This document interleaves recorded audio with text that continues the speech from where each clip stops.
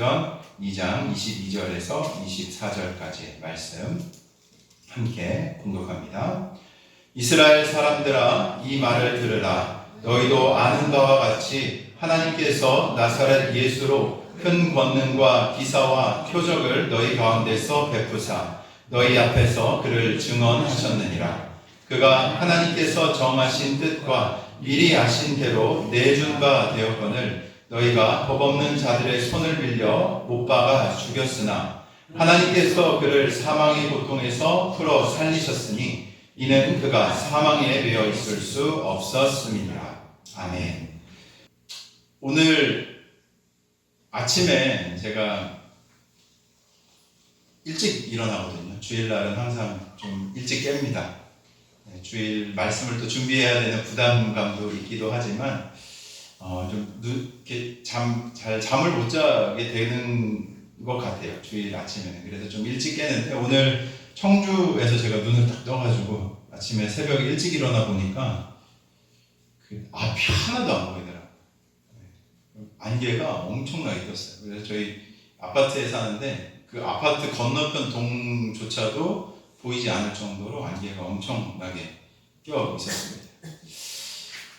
걱정이 먼저 되더라고요. 오늘 이거 운전하고 또 가야 되는데 잘 갈 수 있을까?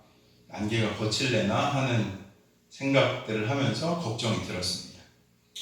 이런 걱정의 뿌연 풍경들을 좀 바라보는데 그런 일상적인 걱정에서 불안감으로 슬쩍 그 모습이 바꾸어지면서 마음속에 무엇인가가 좀 꿈틀거리기 시작했어요. 이런 안개와도 같이 당장의 눈앞에 길조차 제대로 보이지 않는데 인생의 먼 미래는 얼마나 더 희미할까 하는 생각으로 제 생각이 좀 바뀌어 갔었습니다. 마치 우리네 삶도 우리 앞날도 저 짙은 안개처럼 불확실함이 가득 드리워져 있는 듯한 막막함이 있었기에 제 생각이 그렇게 이어졌던 것이 아닌가 생각해 봅니다. 그러다가 오늘 다시 준비하는 말씀이 좀 생각이 났던 것 같아요. 오늘 본문에 등장하는 한 인물이 있는데 오늘 우리가 함께 읽었던 이 본문을 말하고 있는 사람이 있는데 그 사람이 누구인가 하면 누구입니까? 베드로입니다. 베드로. 예수님의 십자가 죽음을 겪었던 이 수제자였던 베드로. 그의 마음은 어땠을까? 아마도 이런 막막함, 불안함, 불확실함이 제가 이 아침에 안개를 보면서 느꼈던 그것과 별반 다르지 않았겠나. 아니, 그것보다 더한 막막함, 불안함, 이 절망감이 그에게 있지 않았겠는가라는 생각이 들었습니다.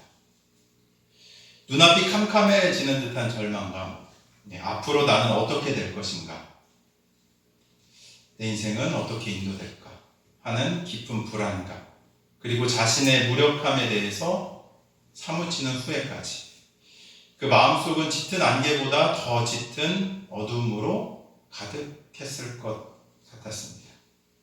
그가 모든 것을 걸고 따랐던 스승인 예수님, 그 스승의 처참한 죽음은 이 베드로가 가졌던 믿음과 희망을 송두리째 빼앗아 갔던 것이죠. 베드로는 그런 끝을 경험했던 사람이었습니다. 주님을 끝까지 따르겠다고 그는 두려움의 십자가 앞에서 얘기했었지만 주님을 3번이나 부인했고 이 부활의 아침에 소망 없음으로 그는 자신의 고향인 갈릴리로 도망가 버렸던 인물이 바로 이 베드로였던 것이죠. 근데 제가 오늘 오면서 햇살이 뜨기 시작하니까 점점 더 길이 밝아지더라고요. 걱정을 했었어요, 진짜로. 이거 안개가 안 걷히면 어떻게 하나 걱정을 했는데 차를 타고 오면서 햇살이 비치기 시작하니까 그 길이 점점 더 밝아지고 그 뿌연 안개가 사라지면서 명확하게 가야 할 길이 보이더라고요.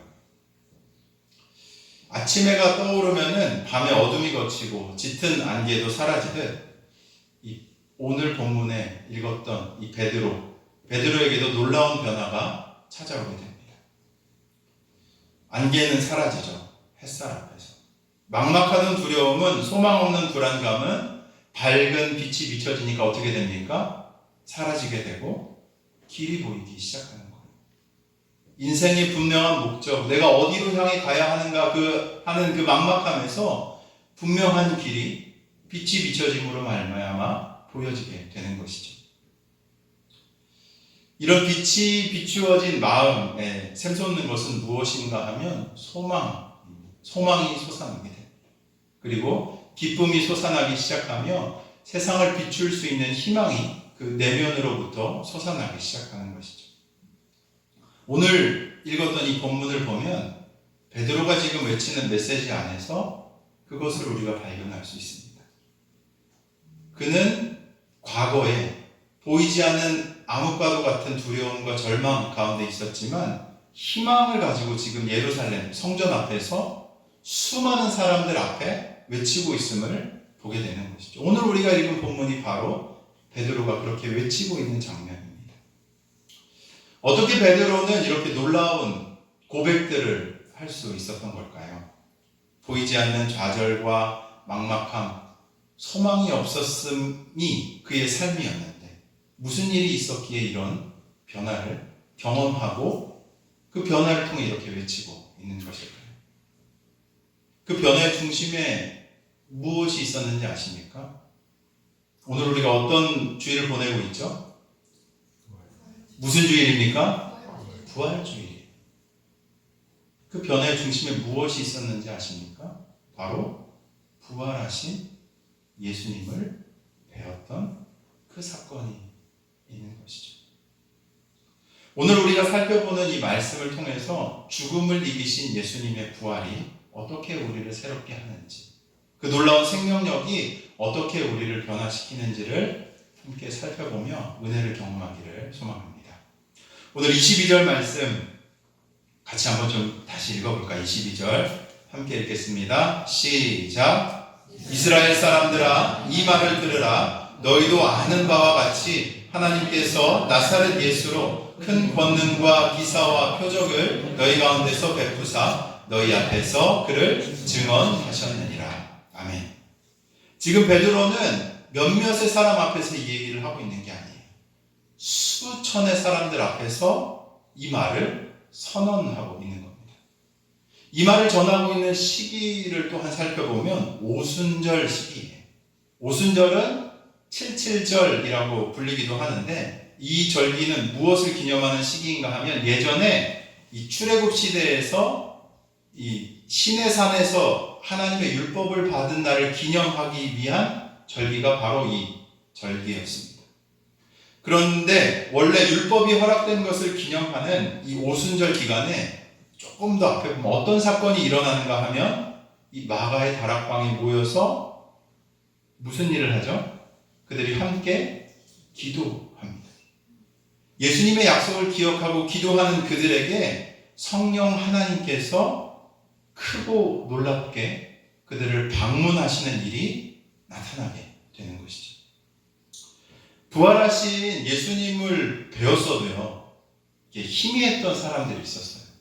영광스러운 모습으로 예수님께서 부활하셨는데 그 모습을 뵙고도 무엇이라 얘기하냐면 내가 그 못자국을 봐야겠다. 내가 그 옆구리에 있는 창자국을 만져봐야겠다. 라고 믿지 못하던 제자들의 모습이 말씀에 기록된 것을 우리가 보게 됩니다. 그런데 이 성령의 임재로 말미암아 그들은 이제 예수님의 그 영광스러운 부활이 어떻게 자신들에게 계시되었는지, 자신들에게 찾아오신 예수님께서 진정으로 어떠한 분이신지를 매우 선명하게, 뿌옇게가 아니라 매우 선명하게 깨닫고 믿게 되는 일들이 나타나게 됐던 것이죠. 우리도 마찬가지입니다. 우리가 어떻게 믿음을 갖게 되는지 아십니까? 내가 믿어야지 하니까 믿어지시던가요? 내가 믿음을 가져야지 라고 하니까 믿음이 막 더해지시던가요?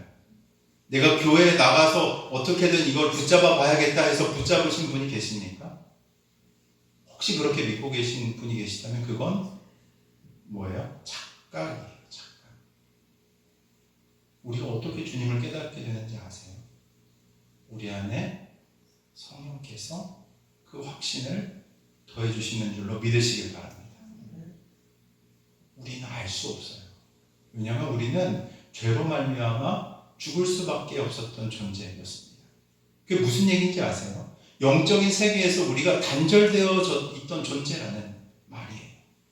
영적인 세계가 있는지도 깨닫지 못하기에 사람들이 막 손가락질하고, 아니 그게 어디 있어? 그게 뭐야? 말도 안 되는 얘기 하지 마. 이 과학이 얼마나 발달한 이 시기에 그게 무슨 얘기를 하는 거야? 라는 얘기들을 우리가 너무나도 쉽게 듣게 되죠. 알 수 없는 거예요. 아무리 과학이 뛰어나게 발달해도 절대로 알 수 없는 그 영적인 영역. 누가 계시해 주시는지 아십니까? 바로 성령께서. 제자들에게도 그 사건이 일어났던 거예요. 예수님을 실제로 봤던 사람들이라니까요. 함께 동고동락했던 사이라니까요. 근데 그들이 믿었습니까? 아니에요. 다 도망갔어요. 예수님의 십자가 사건 때 어떻게 했는지 아십니까? 예수님 다 버려두고 다 도망갔어요. 베드로 말씀드렸잖아요. 3번이나 부인합니다. 예수님 눈앞에도. 우리가 붙잡는 믿음이 아닙니다. 주님께서 우리에게 그 믿음을 허락하시는 줄로 믿으시길 바랍니다.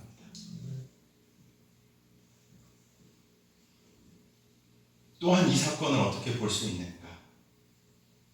그 이전의 시대에는 구약시대, 무엇에 묶여있던 시대였는가 하면 율법이라는 이 잘못된 해석이 더해진 이 구약, 옛 약속에 묶여 살던 시대였어요. 근데 성령께서 임재하심으로 말미암아 사람들이 얽매여 있던 이 오해된 율법을 새롭게 하시고 이제 성령의 시대를 여신다는 것을 가시적으로 실제로 사람들이 느끼고 경험할 수 있도록 보여주시는 사건이 바로 이 나가의 다락방 사건이었던 것이죠. 성령께서 사람들에게 구체적으로 찾아오셨던 그 사건이 바로 이 사건이라는 것입니다. 옛 언약의 시대에서 이제 새로운 언약의 시대로 성령께서 직접 운행하시면서 일하시는 진정한 은혜의 시대, 교회의 시대를 여시는 것이 바로 이 성령의 임재로 말미암아 나타났던 사건인 것이죠. 이 당시에 오순절 수많은 사람들이 예루살렘을 찾아오던 시기였습니다. 아직 이 구약의 율법 밖에 몰랐던 사람들, 이 율법에 따르면 유대인들은 유월절, 오순절, 초막절 이 3개의 절기에 어디를 방문해야 하는가 하면 예루살렘 성전에 방문해야 했어요. 왜냐하면 이때 예루살렘에 방문해서 성전에서 감사의 예물을 드리면서 예배해야 했기 때문입니다. 이렇게 각지에 모인 사람들, 이 사람들에게 지금 베드로가 22절 첫 번째 뭐라고 부르면서 얘기합니까? 이스라엘 사람들 라고 이 말을 들으라고 소리치는 거예요. 그냥 점잖하게 얘기한 게 아니라 이스라엘 사람들아 라고 그 수천의 사람들 앞에 두고 소리치고 얘기하고 있는 것이죠. 지금 베드로가 부르는 사람들은 이 절기를 위해 찾아온 유대인 그 사람들 뿐만 아니라 예루살렘에 기존에 살고 있던 사람들도 포함되어 있는 대상인 것이죠. 베드로가 부르는 그 사람들 누구였겠습니까? 조금 생각해 볼까요? 지난주 우리가 무슨 주일 보냈죠? 네, 종려주일 보냈습니다. 이들은 베드로가 지금 부르고 있는 이들은 예수님의 3년간의 이 공생의 소문을 들었던 사람들이었습니다. 그죠? 당연히 들었을 거예요. 왜냐하면 절정에 달았던 그 시기에 아마 모르는 사람이 없을 정도로 예수님의 소문이 퍼져나갔기 때문이죠. 직접 목격한 사람들도 있었으면 당연하고 최소한 예수님의 소문을 듣고 그가 예루살렘에 입성하여 죽었다는 소식을 들었던 사람들입니다. 지금 이스라엘 사람들아라고 부르고 있는 이 대상들이. 그들에게 베드로는 지금 무엇이라 말하고 있는가 하면 너희도 아는 바와 같이 하나님께서 나사렛 예수로 큰 권능과 기사와 표적을 너희 가운데 베푸사 너희 앞에서 그를 증언하셨다라고 말합니다. 여기에서 3가지를 얘기해요. 뭐 얘기하죠? 뭐예요? 권능과 뭐예요? 기사와 표적. 권능은 이 두나미스라는 단어를 씁니다. 헬라어로. 그러니까 두나미스 뭘까요? 두나미스 하면은 여기에서 파생된 여러분들이 잘 아시는 하나의 단어가 있는데 뭐 이미 알고 계시는 것 같아요. 뭐 얘기하시는 것 같은데 다이너마이트, 그죠? 폭발력 있는 강력한 힘, 능력, 권능, 이 힘을 표현할 때 이 두나미스라는 단어를 사용합니다. 그리고 기사, 이 초자연적인 현상을 얘기할 때 이 기사라는 단어를 써요. 세 번째로 표적, 예수님이 말씀하신 대로 이루어지는 일들, 말하셨는데 그 말이 성취되는 것을 보여주는 것이 바로 이 표적이라는 단어에 들어가 있는 의미인 거죠. 이 예수님께서는 이 공생의 사역을 하시면서 이 세 가지 일들 모두를 보여주셨어요. 무슨 일 하시죠? 병든 자를 어떻게 하십니까? 고치세요. 죽은 자를 어떻게 하세요? 살리세요. 오병이어로 수천 명을 먹이십니다. 물 위를 걸으세요. 귀신 들린 자를 자유케 하시는 사건들을 행하셨어요. 이 세 단어를 들을 때 아마 이 이스라엘 사람들아 라고 얘기했던 그 대중들은 이 예수님이 하셨던 일들이 자연스럽게 상기될 수밖에 없었던 것이죠. 그걸 다시 생각해 보아라 라고 베드로가 지금 말하고 있는 겁니다.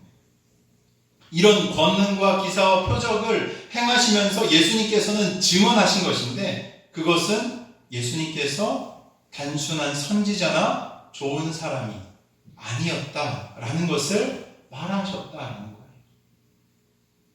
이 표적은 무엇인가 하면 분명하게 하나님께서 이 예수님을 하늘로부터 보내신 자, 구원자, 메시아로서 이 땅 가운데 보내셨던 확실한 증거라고 이야기하고 있는 것이죠.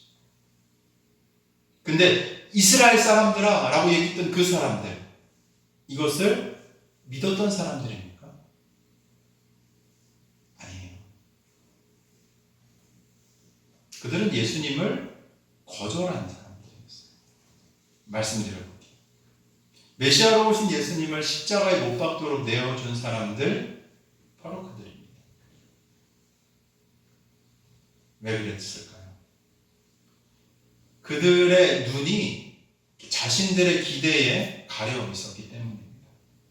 그들이 기대한 메시아와 나사렛 선지자 예수의 모습이 달랐기 때문이죠. 그들이 생각한 메시아는 어떤 자인가? 권력을 잡고 자신들을 로마의 압제로부터 해방하여 가장 으뜸의 국가가 되는 것. 정치적인 메시아.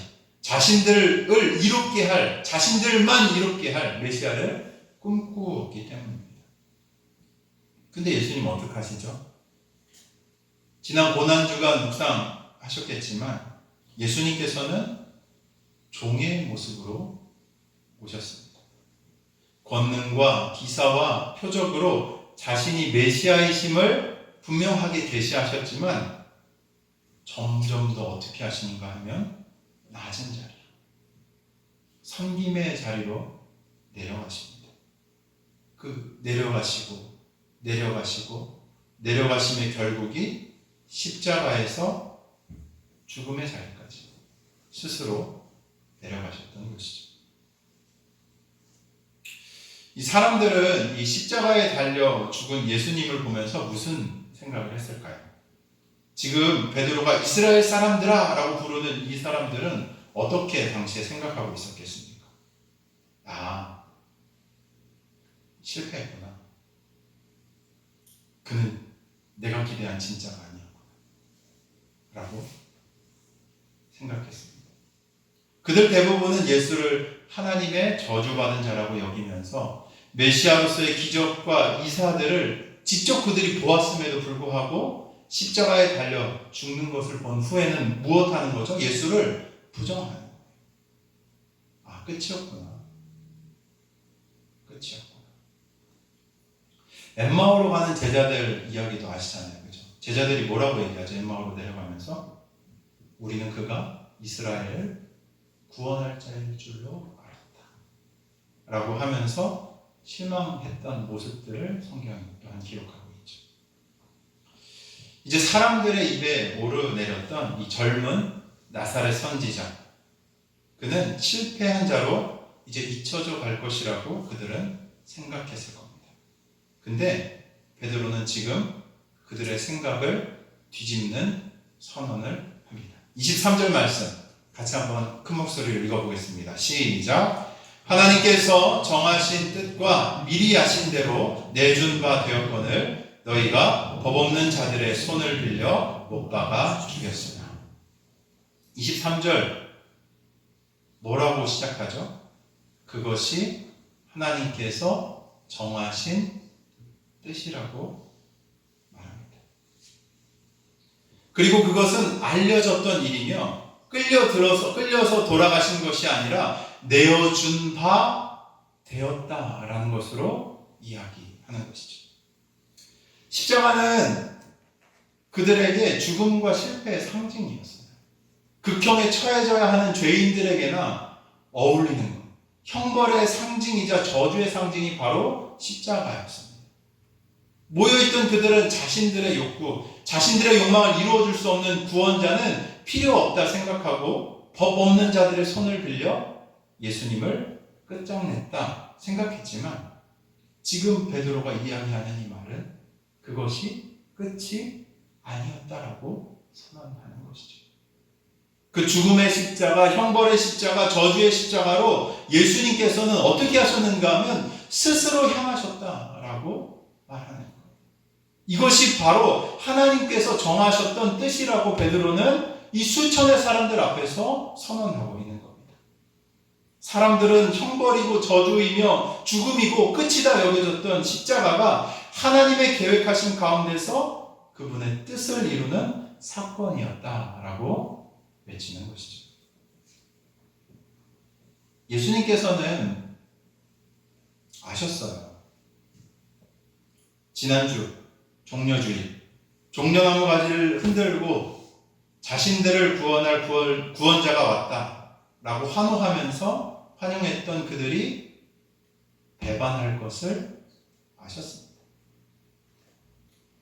예수님은 절대 자신을 떠나지 않겠다라고 말하며 나는 끝까지 당신의 길을 따르겠습니다라고 말했던 제자들 모두가 모조리 떠나버릴 것을 아셨어요.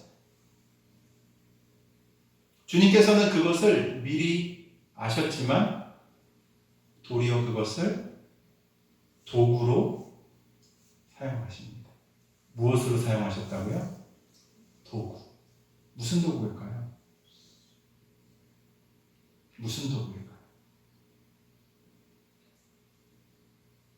이것은 우리 모든 인생들의 연약함, 어리석음, 믿음 없음을 드러내긴 한 도구였습니다. 지금에야 십자가가 다른 의미로 받아들여지지만 십자가는 사형의 형태를 이었습니다. 마치 교수형의 줄과 같이 불길한 것, 종말, 끝을 상징하는 것, 긍정적인 의미라고는 찾아볼 수도 없는 부정한 상징이 바로 십자가였죠.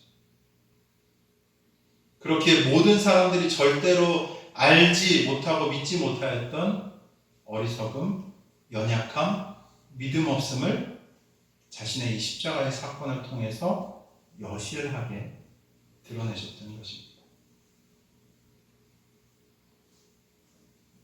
십자가는 반드시 죽음으로 이끄는 저주받은 것, 그 이상도 그 이하도 아니었습니다. 죽음 뒤에 뭐가 있겠습니까? 아무것도 없습니다. 주님이 없다면 그 뒤는 종말이고 저주이고 끝인 것이죠. 그러나 주님께서는 어떻게 하십니까? 그 죽음을 이기고 부활하셨습니다. 믿으십니까? 주님께서는 그 죽음을 이기고 부활하셨습니다. 믿으십니까? 주님께서는 그 죽음을 이기고 부활하셨습니다. 그 부활하심으로 무엇을 또 드러내시는지 아세요? 새로운 세상이 있습니다. 죽음이 끝이 아닌 새로운 그분의 나라가 있음을 이 믿음 없는 자들에게, 이 배반하던 자들에게 알리셨던 것이죠. 고린도전서 5장 51절 52절은 이렇게 기록합니다. 내가 여러분께 비밀을 알려드리겠습니다. 우리는 다 잠잘 것이 아니라 변화될 것입니다. 마지막 나팔 소리가 울릴 때 눈 깜짝할 사이에 죽은 자들이 썩지 않은 몸으로 다시 살아나며 우리는 변화될 것입니다. 믿으십니까? 주님의 부활은 이 놀라운 사건을 우리에게 계시하는 것이죠. 예수님께서 짊어지셨던 이 십자가의 사건은 이 놀라운 비밀을 믿음 없는 자들, 배반하는 자들, 주님을 보지 못하였던 자들에게 드러내신 겁니다. 이 놀라운 십자가의 사건을 바라보는 우리는 새로운 깨달음을 얻을 수가 있어요. 하나님의 계획에는 무엇이 포함되어 있는지 아세요? 인간의 추함과 거짓과 실패가 역시 포함되어 있습니다. 아셨던 거예요. 우리의 패역함조차도 하나님의 그 놀라운 계획 안에는 포함되어져 있었던 겁니다. 그 모든 것을 아시면서 주관하신 그분, 그 모든 것을 아시면서도 주관하시고 그것을 새롭게 하시는 분이 바로 하나님이신 줄로 믿으시길 바랍니다. 하나님의 계획은 그 모든 것을 덮고 또한 포함할 정도로 크고 깊은 것이라는 것입니다. 사람들이 쉽게 하는 오해 중에 하나가 하나님을 자판기처럼 생각하는 거예요. 내가 이렇게 해드리면 하나님께서 나에게 이렇게 해주시겠지. 아니, 이렇게 해주시는 게 맞지 않아? 내가 이만큼의 공을 들였는데.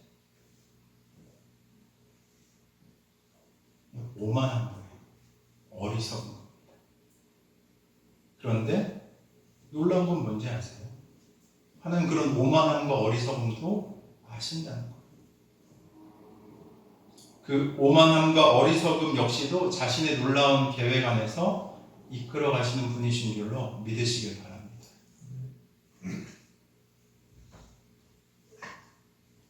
우리도 그러했어요. 저도 그러했고요. 하나님 참 모를 때 많았거든요. 제가 다시 곰곰이 저의 삶의 신앙의 여정을 되짚어 보니까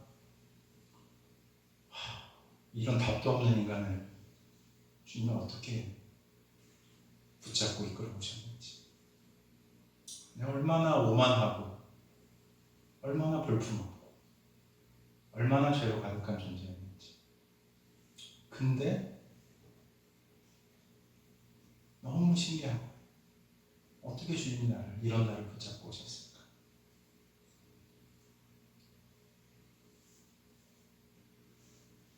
참만한 놀라운 분이시고, 하나님은 이 궁극적인 완성을 이루어 가시는 분이세요. 장차 온전한 그 나라가 이 땅 가운데 임할 겁니다. 믿으십니까? 우리네들이 부족하고 배신하고 또 모자라고 어리석은 존재들이지만 그것을 넘어서 참된 부활이 무엇인지를 경험케 하시고 회복케 하시는 분이 바로 우리 주 하나님이십니다. 우리를 이끄시는 분이 바로 그러한 분이신 것이죠. 오늘 베드로처럼 그분을 뵙는 은혜가 여러분 삶 가운데 있기를 축원합니다. 베드로도 똑같았어요. 절망 가운데서 예수님의 제자랍시고 쫓아다니고 예수님을 절대로 떠나지 않겠다 고백했던 그 고백과 자신이 주님 앞에서 그 보잘것없는 여정들, 사람들의 그 질문들 앞에 그 거절하고 부인했던 그 모습에 그 차이들을 한번 생각해 봤을 때 얼마나 큰 괴로움이 그 삶 가운데 있었겠습니까? 그것조차도 주님은 아셨다는 것. 그리고 지금 베드로가 이 놀라운 고백들을 하고 있는 것이죠. 우리가 주님께서 부활하신 예전의 형틀이었어요. 십자가를 바라보면서 빈다는 것 자체가 어리석은 일. 뭐예요? 이게 지금으로 치면 말씀드려보자면 아까 말씀드렸듯 그냥 교수형 끈을 두고 이렇게 비는 거예요. 교수형 끈을 바라보면서 무언가를 소망하는 거예요. 그게 가당키는 한 얘기였겠습니다. 근데 그 십자가를 누가 지셨는가? 예수님께서. 그리고 그 십자가에서 끝이 아님을 예수님께서 부활하심으로 보여주심으로 말미암아 그 십자가가 새로운 상징이 된 것이죠. 우리가 주님의 그 십자가를 바라봐야 할 줄로 믿습니다. 그 십자가를 바라볼 때 저주의 상징에서 부활의 상징이 된 그 십자가를 바라보며 살아갈 때 우리는 주님의 그 온전한 섭리 안에서 인도되어지는 것이죠. 우리가 살아가며 겪는 인생의 고난과 실패도 마찬가지입니다. 그것 역시 하나님의 계획 안에 있다면 한번 다시 생각해 보시겠어요? 그것 역시 내가 겪는 고통과 어려움, 질병, 벽과 같은 거, 넘을 수 없다 느껴지는 것, 그것 역시 하나님의 계획 안에 있다면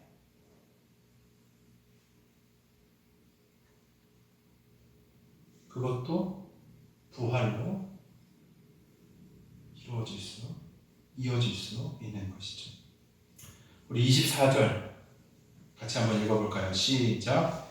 하나님께서 그를 사망의 고통에서 풀어 살리셨으니 이는 그가 사망에 매여 있을 수 없었습니다. 아멘. 예수님의 부활은 단순하게 무덤에서 빠져나온 사건이 아닙니다. 죽음의 권세 자체를 꺾으신 사건인 것이죠. 이 헬라어로 이 사망의 고통이라는 뜻을 좀 찾아보면 여인이 이 산고를 통해서 이 목숨을 걸고 이 산고를 통해서 해산하는 그 고통을 표현하는 단어가 쓰여졌습니다. 저는 이게 이렇게 다가오더라고요. 예수님께서 그 십자가의 산고의 고통을 통해서 나으시고자 했던 것이 무엇일까? 저와 여러분이 아니겠습니까? 그 십자가의 고통과 산고를 통해서 무엇을 바라보고 그 고통을 감내하셨을까요? 예수님의 부활, 그 고통 속에서 태어난 것은 새로운 생명이었습니다. 이 예수님의 부활, 그것이 바로 우리가 누릴 수 있는 새로운 생명이라는 것이죠. 예수님의 부활은 세 가지 것을 우리에게 보장합니다. 먼저 첫 번째로 죄를 이기신 승리입니다. 그 부활하신 예수님이 우리 가운데 있을 때 우리는 더 이상 죄의 종이 아님을 믿으시길 바랍니다. 믿으십니까? 믿으십니까? 날마다 죄 짓잖아요. 그렇죠? 근데 그것에 매여 살아가는 존재가 아니라 주님이 우리 안에 계실 때 우리는 그 죄의 굴레에서 벗어나 새 삶을 살게 된 줄로 믿으시길 바랍니다. 그 은혜가 우리 가운데 있어요. 부활의 주님이 우리 가운데 계시다는 것. 부활의 주님이 우리와 함께하고 계시다는 것은 더 이상 우리가 죄에 매여 살아가는 자가 아니라 죄를 이기신 승리의 주께서 우리 가운데 함께하고 계시다는 것을 봐야 하는 것이죠. 십자가에서 죽으신 사건으로 우리 모든 인생들의 추악한 믿음 없음을 드러내셨다면 부활한 예수님께서는 이제 우리가 과거의 모습에서 벗어나 죄의 매인 자들로 살아가는 것이 아니라 승리하는 자들로 살아가도록 우리를 인도하십니다. 두 번째는 무엇인가? 죽음을 이긴 생명이 있다는 것. 뭐요? 죽음을 이긴 생명. 죽음은 주님을 모르는 사람들은 죽음은 뭐라고 그래요? 끝이라고 그래요. 인생이 너무나도 괴로우니까 그 괴로운 것을 끝내기 위해 그게 끝이구나 하고 그 종말을 향해 달려간다고 합니다.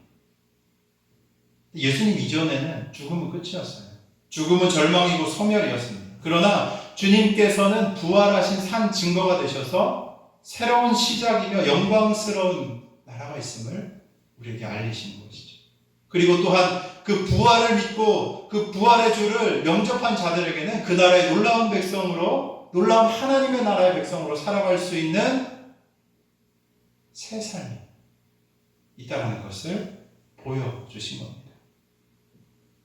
그렇기에 마지막으로 우리는 그분으로 말미암아 새로운 삶을 살아갈 수 있는 힘과 능력을 얻게 되는 것이죠. 십자가 이전의 제자들의 삶은 살펴보면 무너져 있었습니다. 오늘 이 말을 전하고 있는 베드로 역시 절망으로 소망 없음으로 무너져 있었고 두려워했던 것이 그의 삶이었습니다. 그러나 죽음을 이기신 예수님의 부활을 목격합니다. 또한 특별히 성령께서 그 진리를 확신하게 하심으로 새로운 삶을 베드로가 그 제자들이 살아갈 수 있었던 것입니다. 저는 믿어요. 부활의 예수님께서 우리의 삶 역시, 우리의 무너져 있는 영역 역시, 우리가 회복해야 하는 영역 역시 다시 회복하실 수 있음을 믿습니다. 믿으십니까? 믿으셔야 돼요. 믿으셔야 돼요. 부활하신 주님이 내 안에 계시다.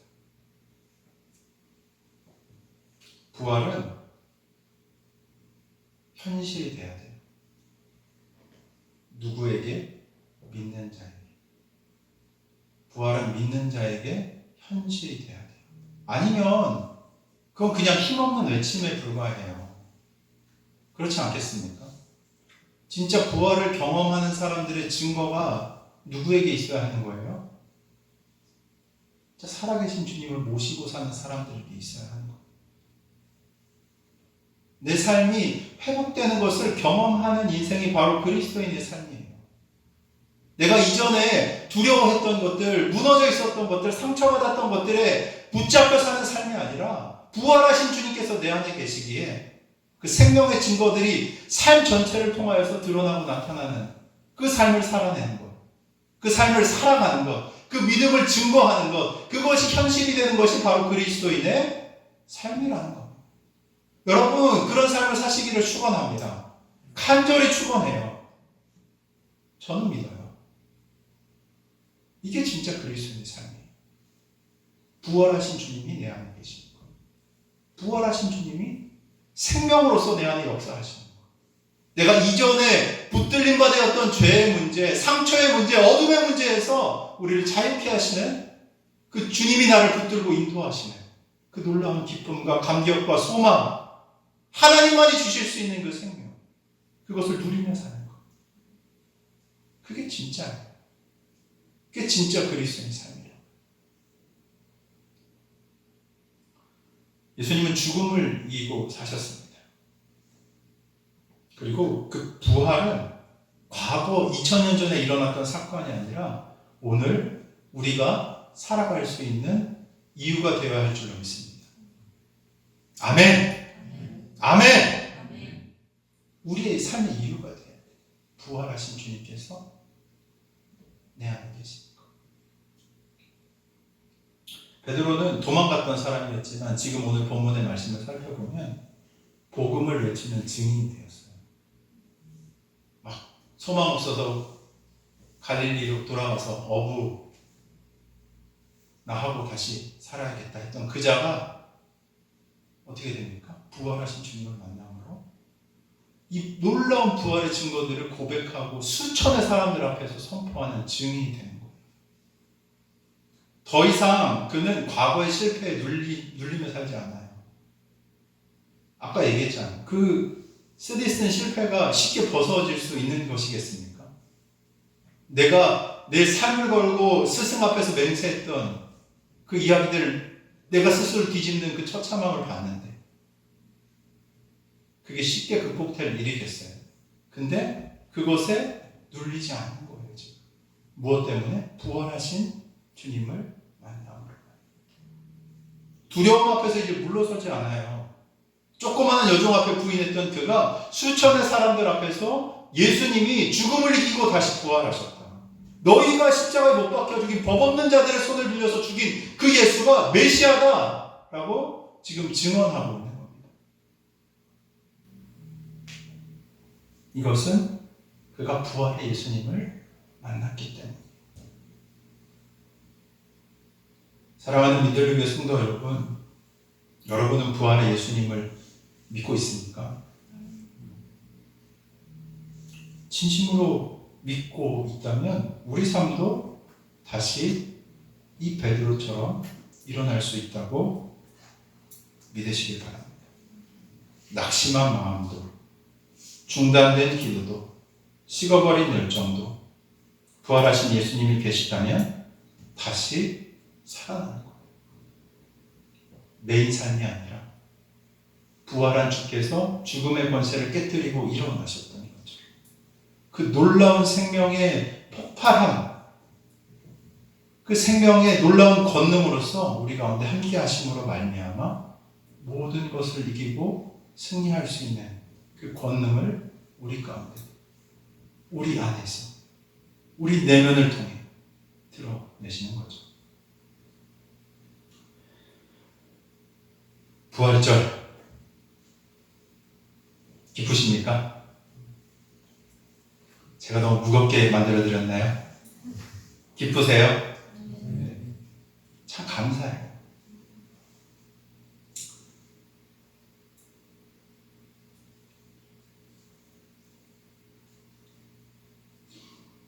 주님을 안다는 게 참 감사합니다.